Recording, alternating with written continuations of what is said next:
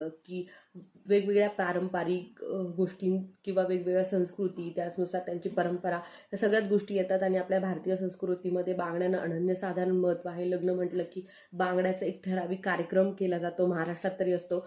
तर वेगवेगळ्या राज्यानुसार, वेगवेगळ्या परंपरेनुसार, वेगवेगळ्या संस्कृतीनुसार वेगवेगळ्या पद्धतीचा चुडा नवऱ्यांसाठी घातला जातो, परिधान केला जातो. त्याचबरोबर इतर बायकाही आवर्जून अशा वेळेस बांगड्या वगैरे खरेदी करता आणि आजच्या व्हिडिओमध्ये आपण बघणार आहोत की वेगवेगळ्या संस्कृती आणि त्यांच्या पारंपरिक बांगड्या कशा पद्धतीच्या असतात, नववधूसाठी त्या कशा पद्धतीच्या असतात. तर सगळंच ह्या व्हिडिओमध्ये कव्हर होणार नाहीये, त्याच्यामुळे मी अजून दुसरा पार्ट सुद्धा घेऊन येणार आहे. तर सगळ्यात प्रथम आपण बघूयात पंजाबीचा जो चुडा असतो, ज्या बांगड्या असतात त्या खूप फेमस आहे. लाल कलरचा हा चुडा असतो, त्याच्यामध्ये पांढऱ्या रंगाच्या बांगड्या असतात. नववधूच्या ज्या बांगड्या असतात त्याच्यामध्ये व्हाईट कलरचा कमी आणि लाल रंगाचा जास्त समावेश केलेला असतो. स्टोनच्या बांगड्या असतात. इतर बायका ज्या आहेत नववधू सोडून त्या पांढऱ्या